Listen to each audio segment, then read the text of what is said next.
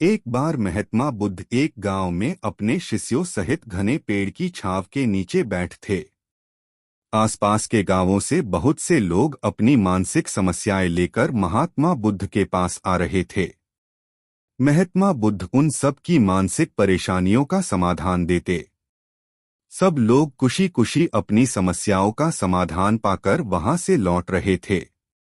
वहीं से कुछ दूर बैठा लोगों को बुद्ध के पास जाते देख एक दुखी भिखारी अपने भाग्य को कोसता हुआ यही सोचने लगा कि अभी कुछ देर पहले तो ये लोग दुखी मन से मुंह लटकाए उन महात्मा के पास गए थे, और अब इतना खुश होकर कैसे वापस लौट रहे हैं। आखिर माजरा क्या है, जरा मैं भी जाकर देखूं कि वो महात्मा ऐसा कौन सा खजाना बांट रहा है। इन लोगों को वे इतने प्रसन्न हुए कि उनके चेहरे लाल हो गए। जब वो दुख भिखारी कुछ नजदीक गया तो उसने देखा कि ये महात्मा तो लोगों को प्रवचन देकर लोगों के दुख का निवारण कर रहे हैं। यह देखकर भिखारी के मन में भी तीव्र इच्छा हुई कि क्यों न मैं भी इन महात्मा को अपना दुख बताऊं। मुझे भी अपने दुख का समाधान अवश्य मिलेगा। बस फिर क्या था। समाधान पाने की लालसा लिए भिखारी महात्मा बुद्ध के सामने पहुंचा और हाथ जोड़कर प्रणाम करते हुए बोला, हे महात्मा बुद्ध, मैं भी लोगों की मदद करना चाहता हूं।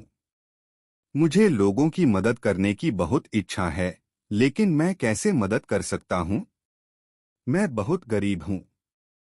मेरे पास न तो पैसे हैं और न ही कोई ऐसी चीज जिससे मैं किसी की मदद कर सकूं।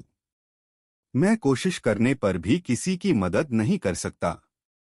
मुझे भगवान ने इतना गरीब क्यों बनाया? हे महात्मा, मुझ पर कुछ कृपा करो। इतना बोलते हुए भिखारी रोने लगा। महात्मा बुद्ध बोले, आप बहुत अज्ञानी हैं, क्योंकि आप अभी तक इस भ्रम में जी रहे हो कि तुम्हारे पास कुछ नहीं, जबकि दूसरों को कुछ देने के लिए तुम्हारे पास बहुत कुछ है। तुम बिना धन और वस्तु के भी दूसरों की मदद कर सकते हो।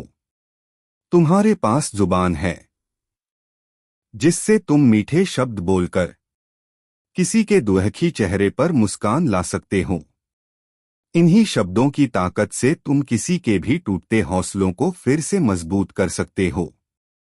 इन शब्दों की शक्ति से आप किसी के भी मन में सकारात्मक विचारधारा के बीज बो सकते हैं और उसे गलत रास्ते पर जाने से रोक सकते हैं। तुम्हारे दो हाथों से किसी भी कमजोर या लाचार व्यक्ति की सहायता कर सकते हो।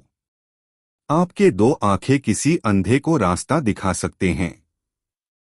तुम किसी के लिए दुआ कर सकते हो। यह हो सकता है कि उनके बुरे काम फिर से हो जाएं। आप किसी के अच्छे स्वास्थ्य की कामना कर सकते हैं।